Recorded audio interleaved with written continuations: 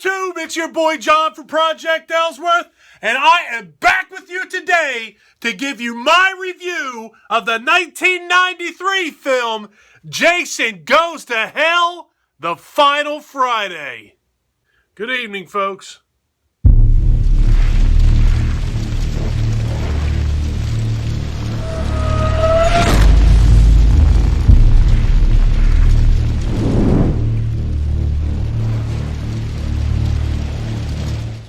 If you're new to my channel, remember to click that subscribe button. I do a few of these every week. Jason Goes to Hell was written by Dean Lorey, Jay Hughley, and Adam Marcus. It was directed by Adam Marcus, starring John LeMay, Carrie Keegan, Aaron Gray, and Kane Hodder as Jason.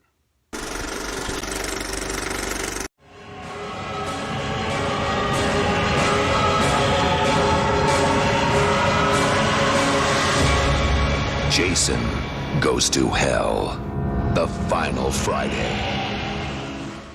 So our story begins with some hot chick alone in a cabin, and she decides that it's time to take a bath.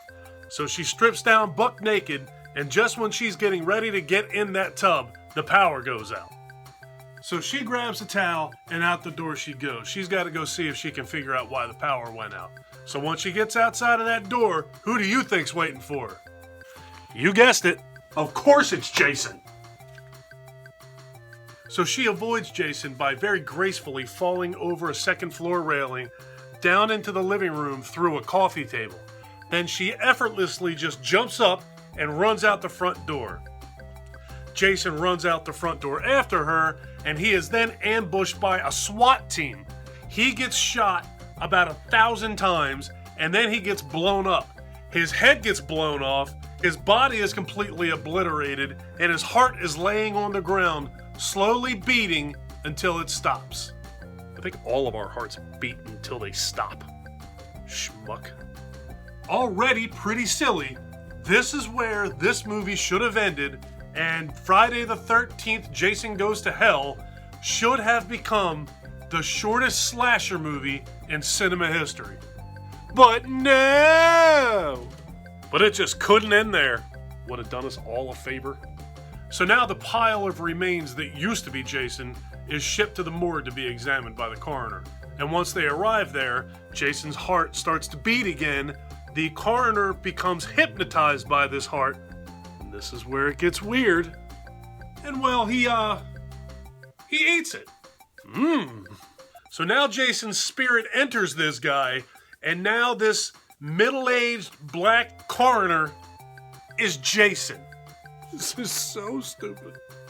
So now black coroner Jason kills his assistant and 2 FBI agents, one of which is actually Kane Hodder, and this type of dumb shit goes on for about another hour and 15 minutes. Oh, and Jason is now also being hunted by a black Indiana Jones looking dude named Creighton Duke. This movie is painfully terrible.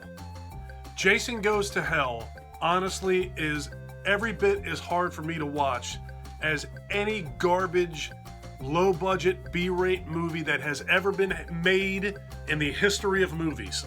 I mean, let's be honest. The whole Jason thing, overall, is kind of far-fetched. But this movie is on a whole different level of far-fetched and stupid.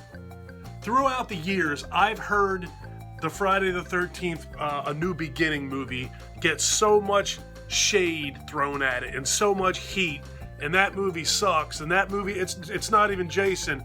Well, this movie right here, 99% of it, Jason's not in it. And for some reason, other Friday the 13th movies have to field so much hate and so much, disdain, but I hardly ever hear anybody talk about this movie. This movie is terrible. It's ridiculous. The last time that we saw Jason Voorhees, he was laying in a New York sewer. He just got drowned by toxic waste, and he was in the form of a normal-looking fat kid. And now we have this piece of garbage movie where he's back in Crystal Lake in the form of Jason with no explanation as to why or how. This movie is a high-piled stack of moose shit. And then just Jason alone, just the character himself. He's only in this movie for a couple minutes.